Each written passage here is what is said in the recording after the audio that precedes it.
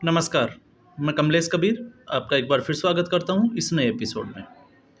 आज के इस एपिसोड में हम बात करेंगे अरविंद केजरीवाल की पत्नी सुनीता केजरीवाल की। आप सभी को पता है अरविंद केजरीवाल की राजनीति जो है वो किस तरह की है, लेकिन इस बार सुनीता केजरीवाल ने एक बड़ा इशारा कर दिया।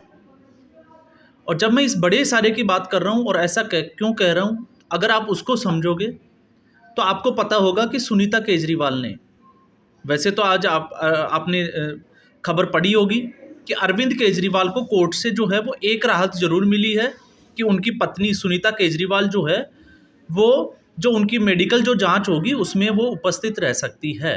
ये कोर्ट ने जो है वो परमिशन दी है।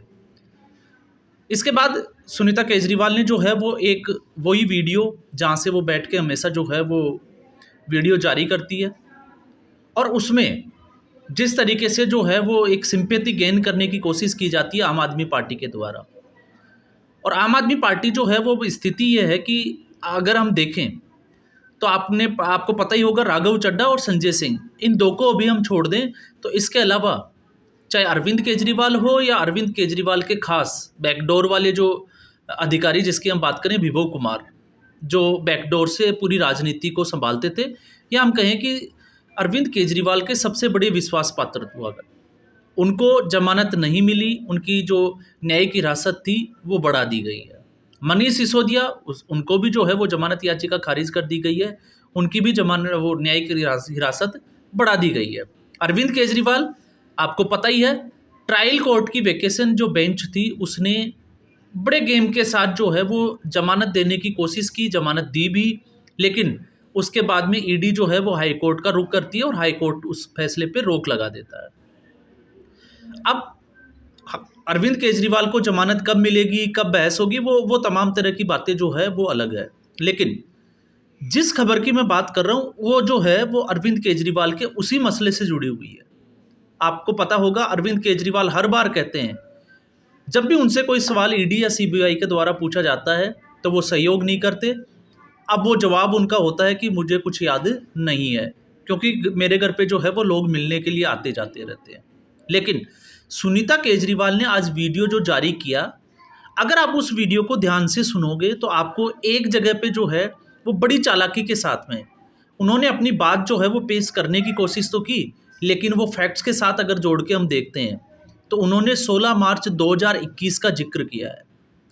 और ये 16 मार्च 2021 ये वही तारीख है, आपको पता होगा, जब नई जो शराब नीति जो बनाई गई थी उसके बाद में 2 दिन के लिए विजय नायर, आपको पता होगा, दिल्ली में था और साउथ जो ग्रुप था, साउथ की जो लॉबी थी उसके कुछ लोग जो है वो दिल्ली में मौजूद थे और 2 दिन के बाद में जो नई शराब नीति जो बनाई गई थी उसको चेंज कर दिया गया था।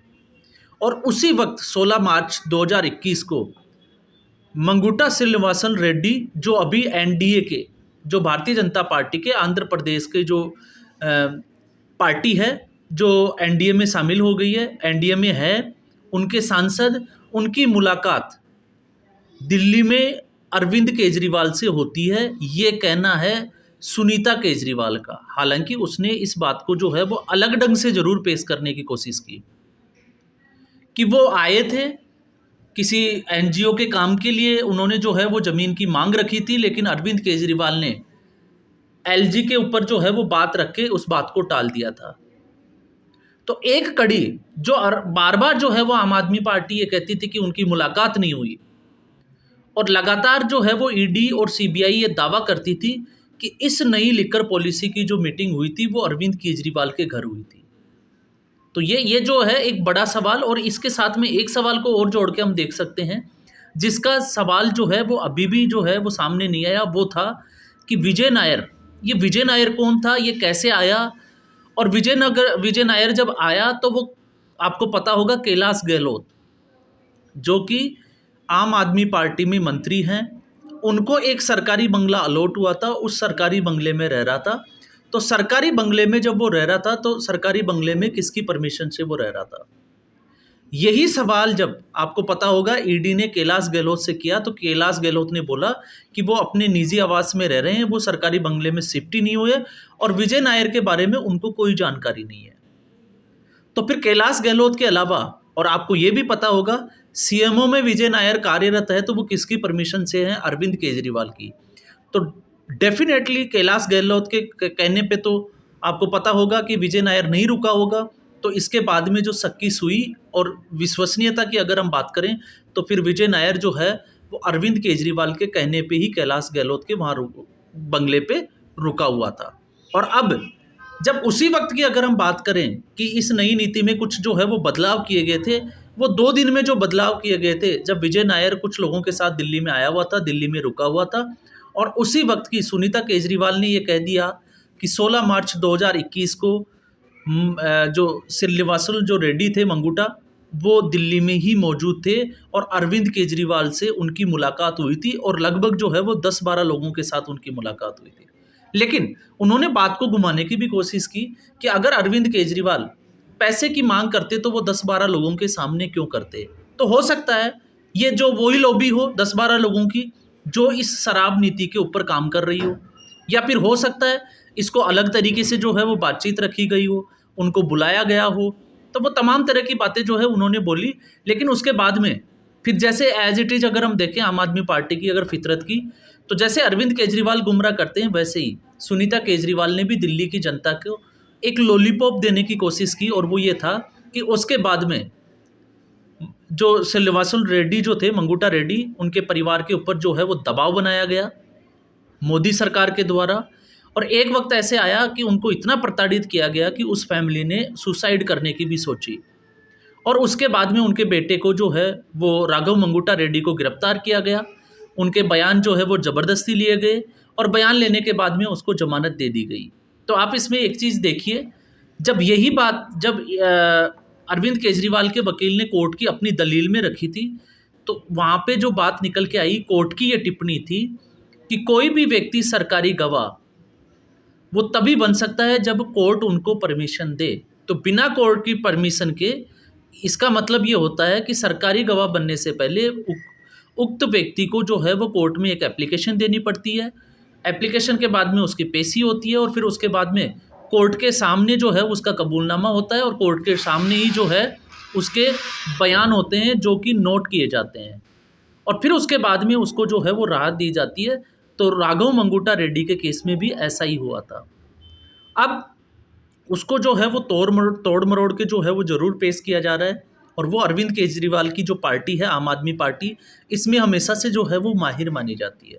आपको पता होगा आतिशी मारलेना ने अभी जो है वो पानी की समस्या को लेकर, और पानी की जो समस्या हुई थी उसके बाद में, उस वक्त मैंने एक वीडियो में बात की थी कि अब जो है वो आम आदमी पार्टी इस फेज़ से निकलने के बाद में अगली जो एक मौसमी समस्या होगी वो होगी दिल्ली में पानी का जल भराव। और उस स्थिति में जो है वो अब आम आदमी पार्टी पहुंच चुकी है और अब इसका भी जो है वो कहीं ना कहीं ठीकरा केंद्र सरकार या किसी दूसरी पार्टियों के ऊपर या दूसरी पड़ोसी राज्यों की सरकारों के ऊपर जो है वो फोड़ना शुरू कर दिया जाएगा। और ये बहुत जल्दी जो है वो होने वाला है। और फिर उसके बाद में जब बरसात का मौसम निकल जाएगा, एक दूसरे के ऊपर आरोप लगाने के बाद, तो फिर इसके बाद में सारी चीज़ें जो है वो सर्दियों में आपको पता होगा पॉल्यूशन को लेके चला जाएगा। और यही आम आदमी पार्टी जिसकी हम बात कर रहे थे कि आम आदमी पार्टी के जो है अब नेचर का एक हिस्सा हो गए, ये आम आदमी पार्टी की एक फितरत हो गई कि वो लगातार जो है वो आरोप लगाते हैं। लेकिन आज जो सुनीता केजरीवाल ने किया तो उससे एक चीज़ सामने ज़रूर आती है कि जो अब तक आम आदमी पार्टी ये दावा कर रही थी कि उनकी जो है वो इस बाबत जो है वो अरविंद केजरीवाल किसी से मिले ही नहीं, क्योंकि अरविंद केजरीवाल ने सिग्नेचर भी नहीं किए।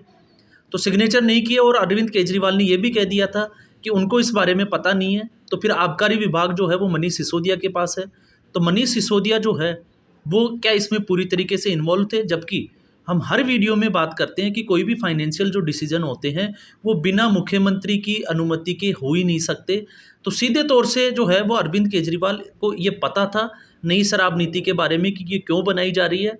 और सबसे बड़े फैक्ट्स पे जब हम जाते हैं तो कोर्ट जो है वो दिल्ली हाई कोर्ट हो चाहे सुप्रीम कोर्ट हो, पहले ही मान चुका है कि अरविंद केजरीवाल को गिरफ्तार करने के लिए ईडी के पास पर्याप्त साक्ष्य और सबूत मौजूद है। इसके अलावा मनीष सिसोदिया बार बार जो है वो एक कोर्ट से दूसरे कोर्ट भाग रहे हैं लेकिन उनको जमानत नहीं मिल रही। ठीक ऐसी स्थिति के कविता की बनी हुई है जो इस साउथ लॉबी की जो है वो हेड थी। उसको भी जो है वो ज़मानत नहीं मिल रही है। तो फिर इससे साफ तौर से ये समझ में आता है कि अगर ये फेक जो है, अगर मुकदमा है, तो फिर इन लोगों को ज़मानत क्यों नहीं मिल रही? जबकि ऐसे ही एक केस में हमने देखा कि हेमंत सोरेन, उनको जो है वो ईडी के मामले में कोर्ट ने ये कहते हुए ज़मानत दे दी कि ईडी के पास जो है वो हेमंत सोरेन के खिलाफ ठोस सबूत नहीं है।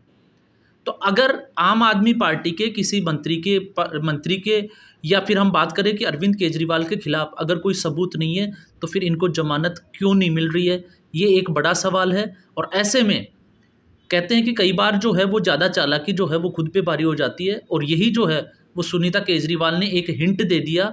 और अब इसके बाद में आप देखिएगा कि किस तरीके से आम आदमी पार्टी पे अब जो है वो आगे जाके और ज़्यादा सवाल खड़े होते चले जाएंगे। तो आज के एपिसोड में बस इतना ही। उम्मीद करूँगा ये एपिसोड आपको पसंद आया होगा। वीडियो को लाइक करें, शेयर करें, चैनल ज़रूर सब्सक्राइब करें। धन्यवाद।